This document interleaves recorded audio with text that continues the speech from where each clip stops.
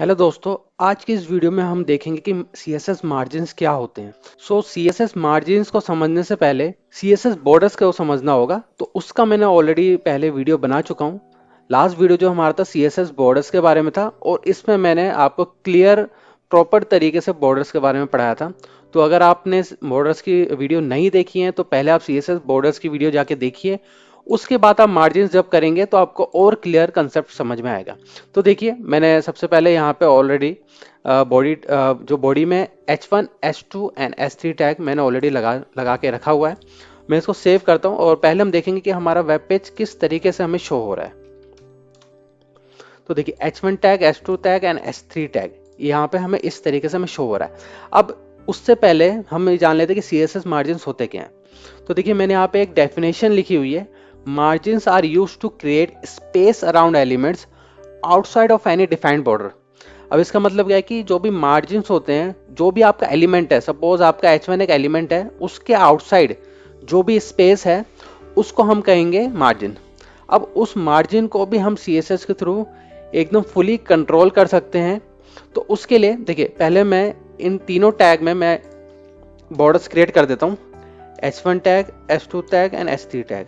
ठीक है, मैंने यहाँ पे लिखा बॉर्डर्स 1px सॉलिड ग्रीन।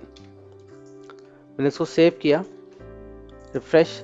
तो आप देखिए, हर एलिमेंट का अराउंड एक बॉर्डर क्रिएट हो गया और अब यहाँ पे आपको क्लियरली मार्जिन विजिबल होगा। अब देखिए, H1 और H2 के इन बिटवीन जो भी स्पेस है उसको मार्जिन कहते हैं। अब इसको भी हम कंट्रोल कर सकते हैं। वो कैसे? अब मैं आपको समझाने के लिए मैं H2 टैग जो हमारा बीच में है एलिमेंट उसको दिखाता हूँ, तभी आपको प्रॉपर मार्जिन यहाँ पे शो होंगे।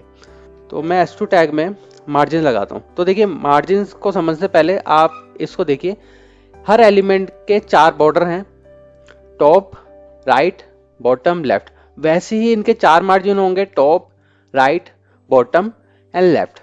तो हम चारों मार्जिन को भी कंट्रोल कर सकते हैं। तो अभी मैं सिंगल सिंगल आपको दिखाता हूँ। फॉर एग्जाम्पल, मुझे मार्जिन टॉप की वैल्यू कंट्रोल करनी है।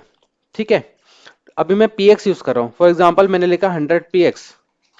मैंने इसको सेव किया यहाँ पे। जैसे मैं रिफ्रेश करूंगा तो आप नोटिस कीजिए कि जो H2 एलिमेंट के ऊपर जो स्पेस है वो आपको थोड़ा सा और यहाँ पे इंक्रीज होता दिखाई दे रहा है। क्यों? क्योंकि मैंने सिर्फ टॉप में ही लगाया। वैसे ही अगर मैं राइट में लगाता मार्जिन, जैसे सेव करूंगा तो आप देखिए राइट में स्पेस आ गया। सेम उसी तरीके से अगर मैं बॉटम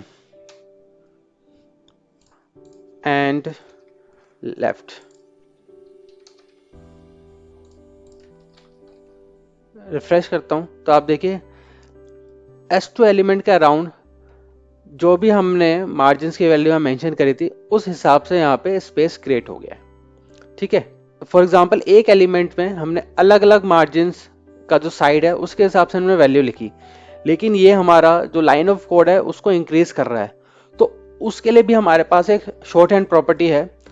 फॉर एग्जाम्पल, इसको मैं कमेंट आउट करता हूँ, मैं दोबारा S2 एलिमेंट लिखता हूँ। तो यहाँ पे सिर्फ मैं लिखूंगा मार्जिन।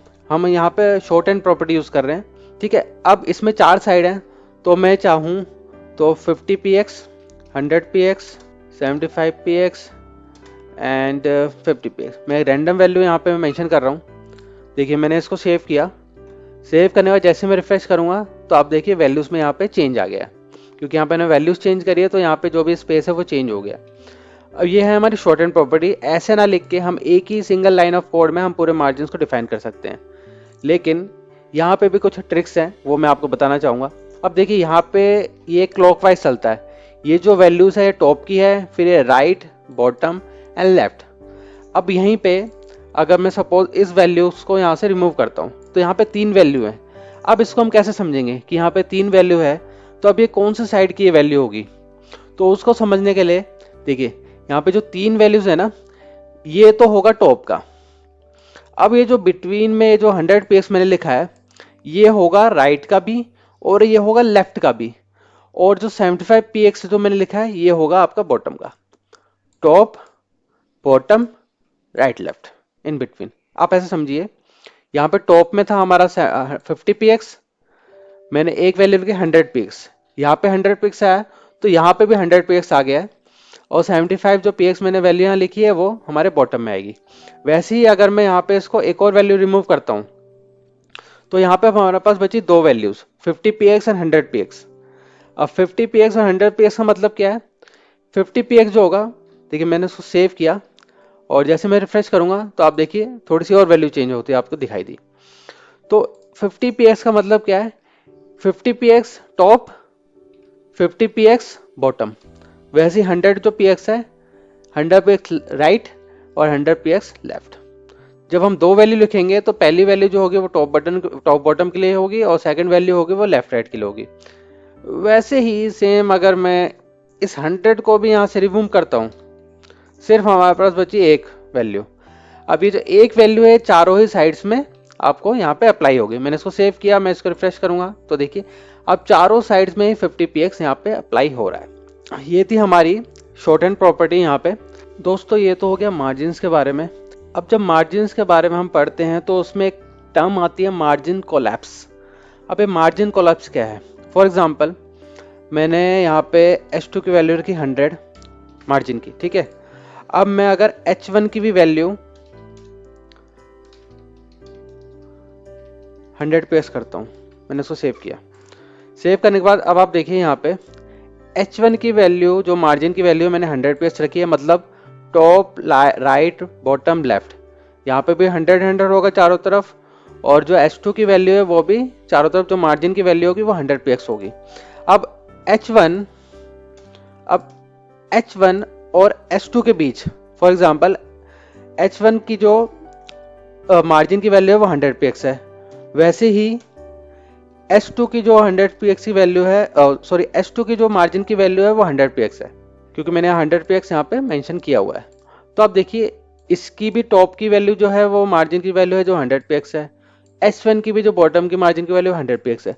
अब इन दोनों के बीच हो गया 200 पिक्सल का मार्जिन। अगर मैं ऐड करता हूँ 100 px प्लस 100 px तो हो गया 200 px।